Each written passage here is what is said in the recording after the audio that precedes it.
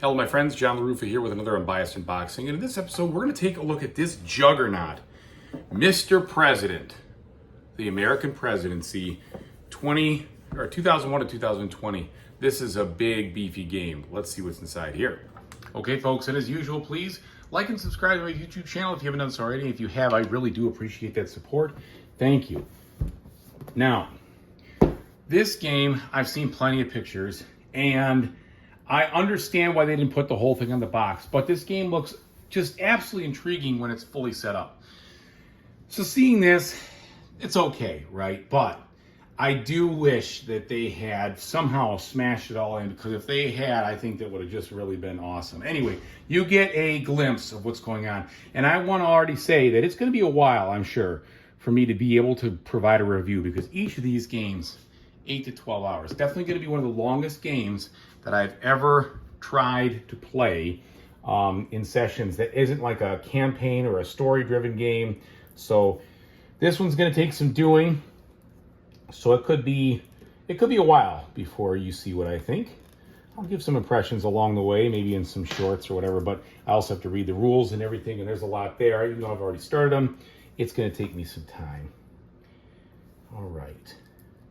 And, you know, the real reason I wanted to pick this one up now, can't seem to get, is not that I was going to be able to jump into it extremely quickly, but I was worried about kind of missing out. And they were selling, it seemed like they were selling like hotcakes.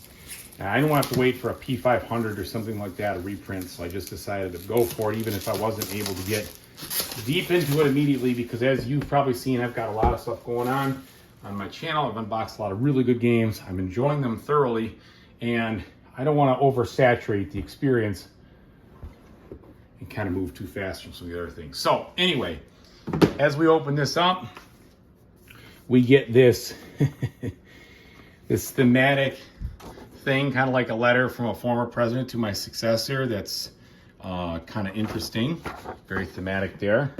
It's kind of like the old envelope, the letter they write, put it in the desk for them to get to, I suppose.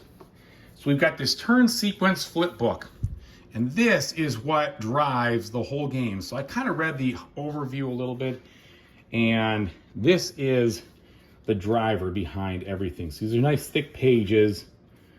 They said that you can play this game once you know what you're doing without even going through it, but I do like the fact that you have something to follow along with. Yeah, there's a lot of text here. All right, no problem. I'd rather have a lot of text than a lot of icons I can't deal with. So at least this is going to help me, I think, really jump into the experience and learn a little bit as I go. Now, I'll probably still read it front to back before starting, but that's kind of what we got here. So it looks like at the very end, if you win, you are going to have some ways to say how good you were as a president. I also think it was a good idea that they kind of stayed away from any of the newer presidents over here, because, you know, at the end of the day, it's too politically charged, I think, to get into any of that. So that was wise of them. All right, so there's that. Then we got the how to play, which is kind of like a little introductory booklet that I read through in pretty short order. It just kind of gives you, it's like it's kind of giving you a preamble for what this is all about, what you're going to do, how you're going to do it. It doesn't give you a ton of details, but it just tells you about the whole thing, right? And I do like that. Okay. Then you have the governing manual, which seems to be like the meat and potatoes of the, here's how you do everything. And I hope this is easy to use. My only hopes are that this is easy to use, because it's pretty thick, right? And, you know, GMT rule books can be daunting. There's no doubt about it. This one seems like it's similar in style as some of the other coin games and such. But let's just hope that when you need to look something up, it's very easy to find. It is a 48-page rule tome. And then the domestic charts. So, all these charts. So these charts make up a huge part of the game. And I think they talk about the fact that some of them are actually in the player aid, but this is going to be to tell you what's going to happen, how it's going to happen, how to reference it, what you're going to do. It looks like a lot of these are based on die rolls and what, what are they going to try to do. I'm okay with that. I can understand that stuff. It reminds me a little bit of Atlantic Chase, which was kind of all governed by that in regards to what the AI player was going to do. I found that very approachable and good. So there's a lot here. I just cannot imagine how they pull this all off. I mean, I'm relatively impressed in game design for the most part with a lot of folks. But sometimes you could definitely tell, okay, this guy came up with this idea and he just made a derivative situation. That is never the case for GMT, but it really doesn't seem to be the case for this one. Which I'm glad, because if I'm going to invest in something like this, I want it to be absolutely brand new, novel, a one of a kind. So there's a lot there, and then you've got the World Peer Axe. So this is for Russia. There's a lot going on there. So they're going to be more involved. And it looks like some stuff in the back here from other things. And then you've got China. I mean, this is just chock full of stuff. So I cannot imagine you're going to have to read all of these things before you play. I'm hoping you reference them as you go. And that's also kind of fun too. And then you've got this, which gives you examples of play, designer notes, how to even play the game, like what are the strategies you could use to just be effective. And at least the gameplay example, I think, kind of makes sense for me to read. All I said, it's completely, totally optional. I do like to know what the heck I'm doing before starting, sitting down, going at it blind. We'll see. And then you have scenarios. So there's 6 scenarios in this box. And I think that there's one that's basically like the sandbox, which is just a generic situation, I am assuming, where there is not a specific historical context or something like that set. And then you've got different ones like this is 2001 to 2004, 2005 to 8. What else we got here? 9 to 12, 13 to 16, 17 to 20. And then my guess is it's going to be, 2020 and beyond. So it's kind of cool in the fact that you could decide, well, let me think about how the presidential situation was in the last 20 years, see if I could do it better, worse, or otherwise. I like that. All right, now, just look at all that cardboard. The counters are all that medium thin GMT style. And so we're just going to kind of go quickly through these because there's a lot of them. Tons and tons of them, right? All right. Then they've included these master actions. What I did like about it, I read in the thing, it said basically, if it's not on here, you can't do it. And if it's on here, you can do it. So these 4 player aids are going to hold all the actions you can possibly do, which would make sense, but I'm glad they said that. It's just like, if you can do it, it'll be on here, and if you can't, you can't. So you kind of know, hey, here's all the options I've got and how to take them. Then we have, looks like some other markers here, or not markers, but other boards here for different things. So that it's like a holding area. Here we've got what looks like how to control if you get yourself into a military conflict. All right, and then we're gonna start opening up these boards here, which just looks so intriguing. I mean, this is what sold it for me. And I just think it is so cool looking to see all of this stuff kind of laid out as one massive option and battle space. I just think that is so cool. So here you've got the one side that has all the stuff in regards to your domestic situation. And then you have another board, and they call that the sideboard.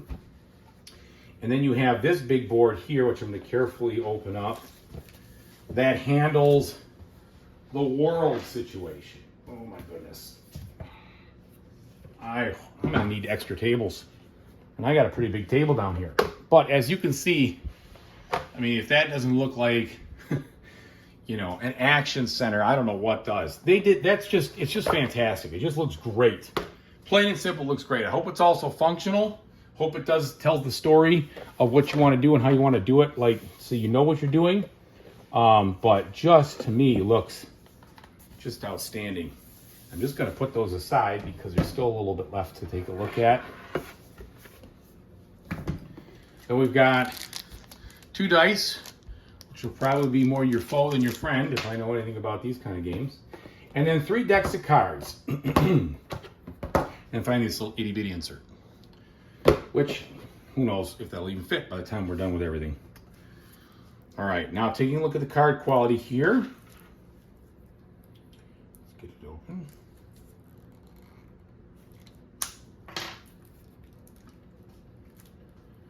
All right. Okay, now these are, I'd say, medium thickness, slight textured cards. I don't feel like you would be compelled to sleeve these if you weren't a sleever like myself. So these must be certain like events or other things. I haven't really, like I said, gotten deep into it. I mean, I know what I'm getting into, but there's no casually reading this. So this looks like just a ton of different events. It says terrorism event over here. You had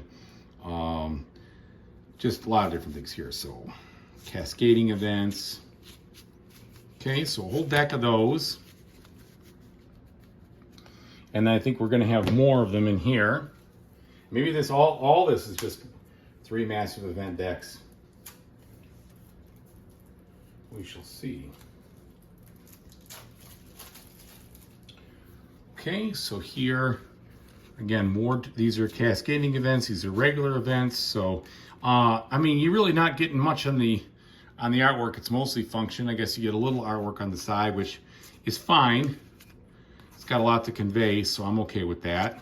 But at least they're not in black and white. I mean, they're colorful, they look good, and I understand the historical reason for using black and white in several other GMT games. It makes sense.